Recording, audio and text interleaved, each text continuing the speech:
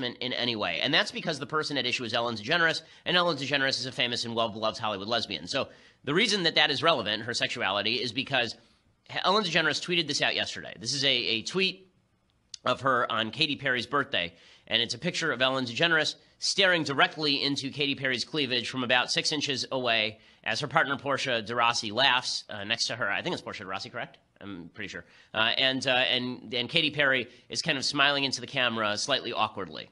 And it says, "Happy birthday, Katy Perry. It's time to bring out the big balloons," right? A direct reference to her breasts. Now, let me just suggest, if any man tweeted out this exact photo, if Ellen's head were Harvey Weinstein's head, we would be talking about how this was more evidence of sexual harassment in Hollywood. Ellen DeGeneres is a very, very powerful host. And the fact that Katy Perry seems to be smiling here is not the issue, right? I mean, there are plenty of pictures where Harvey Weinstein is posing with smiling women who he sexually harassed or sexually assaulted. The fact is that there's a double standard with how we treat these situations, and as I've been now saying for weeks, we need some sort of singular standard as to what constitutes appropriate behavior and what does not.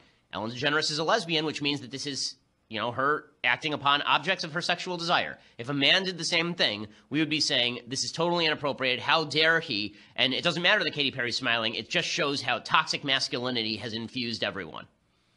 The whole point here is the double standard. And the double standard applies everywhere. Mark Halperin just was essentially fired from NBC News. He said he resigned or took time off to spend more time with his genitals. But in any case, Mark Halperin, the accusations are that he allegedly sexually assaulted up to 5 women, sexually harassed or assaulted up to 5 women, that he would push them up against the wall, grope them, press his genitals against them.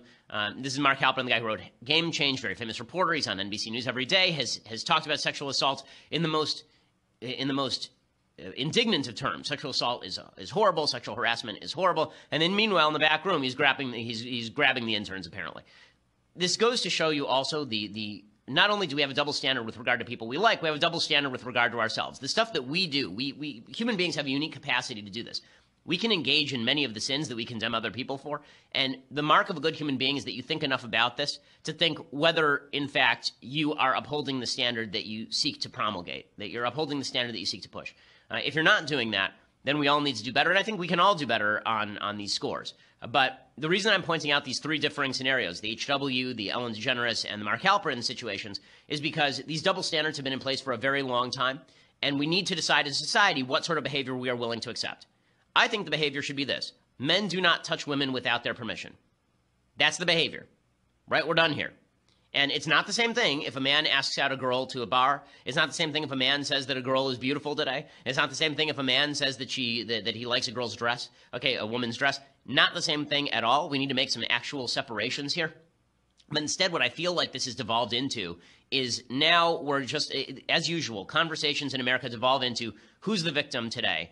And then we all come out and say, it's terrible that person was victimized. And then we set no standard by which we can determine whether someone is a victim or not until they proclaim themselves a victim, at which point we say they're a victim. Right? So if we had found out the H.W. Bush, Heather Lind thing just through a third-party source, not through Heather Lind, then we would have had to decide as a society, is this something okay or not? She declared that she was offended, therefore it was bad. If she had declared that she was not offended, then it would have been fine. Right? Action is not subjective when it comes to societal standards. It's not subjective. You don't get to decide whether an activity is good or bad for me, right? I, as a member of society, determine whether an activity is good or bad. And I'm getting kind of tired of this routine where something is not harassment so long as I'm not offended, but it is harassment if I am offended. We're going to need to draw some lines if we actually want to enforce those lines. Well, I want to talk a little bit about another story that's pretty devastating out of the state of Texas yesterday, and then I want to get into what I really want to talk about today at length, which is the split inside the Republican Party. But first, I want to say thank you to our sponsors over at DaVinci. So in today's digital world, there are a lot of people who don't even have office. As far as the Zoe Tur incident, for people who didn't see this and don't know what she's referring to, it's kind of a fun story, so I'll tell it. So story time with Ben Shapiro. So about 3 months ago, you can find this online. Go to YouTube. It was a very big story at the time. It was like the #1 trending topic on Facebook and Twitter. I was invited to go on CNN Headline News on the Dr. Drew Show. And I was invited to talk about how was Caitlyn Jenner a hero or not? This is when ESPN was giving Caitlyn Jenner the Hero Award. Rather than soldiers who had had limbs blown off and continued their athletic careers, right? No, Caitlyn Jenner was a hero for being an extraordinarily wealthy white man with a mental disorder. And so they knew my opinion on this, obviously. I'd written about it. I'd spoken about it. And my belief, there's something I like, and it's called science. And science suggests that if you have not a single cell in your body without a Y chromosome, except for your sperm cells, and if you still have all your appendages, and if you still have your twig and berries and all the rest of it, but you call yourself a woman, no. No, and this goes back to my feeling that your subjective view of yourself is completely irrelevant to me. I don't care what you think you are. I just care what you are.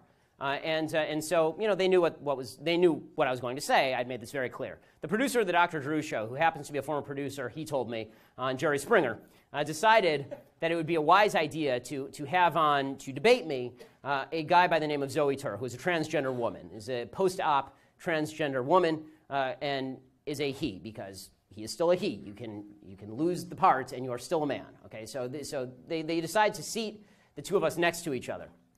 And so we're seated next to each other, and this debate starts, and everybody's talking about, is Caitlyn Jenner a hero, or is Caitlyn Jenner not a hero? And finally they come to me, and I said, I don't understand why we are engaging in mass delusion. Right? Well, why are we doing the Emperor's New Clothes bit? All right, we all know Caitlyn Jenner's a man, and we're sitting here pretending Caitlyn Jenner's a woman. And at one point I said to one of the guys on the panel, would you date Caitlyn Jenner? Right, you're a straight guy. Would you date Caitlyn Jenner? And the answer, of course, is no, because Caitlyn Jenner still has a penis. Okay? It's the most feminine penis you've ever seen. And it's...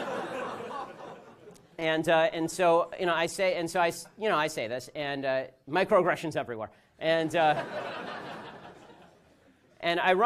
just as I say, microaggressions lead to actual aggression.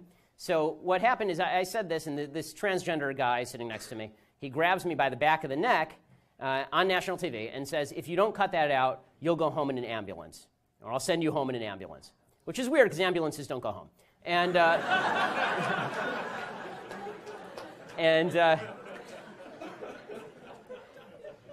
And so I was taken aback slightly, to have this guy who was speaking. What precipitated it is there was a point where he had said, "You don't understand genetics," and I said, "What are your genetics, sir?" And it was the "sir" that got to him. And so, in a voice at least 2 octaves lower than mine, he growled at me, "I'll send you home in an ambulance." And what was amazing about the experience was that everybody on the panel, universally on the panel, everybody turned on me after a threat of physical violence and an actual legal battery on national television. They turned on me. You knew that was going to be offensive, didn't you? You knew that was going to be offensive. To which I said, I don't care. Right? That's not my job is not to be inoffensive. My job is to tell the truth. I mean, you had me on this program to say exactly this. The outcome of this is that I went and did what. Really mostly to make the point that you're not supposed to be able to get away with this stuff. I went and I filed a police report for battery. And I did so because during the break, Zoe turned to me and said, "I'll see you in the parking lot." They'd send security out to the outdoors with me. They'd send him to my car. He was threatening me on Twitter, saying he would curb stomp me, etc. Which I have to say is deeply unladylike behavior.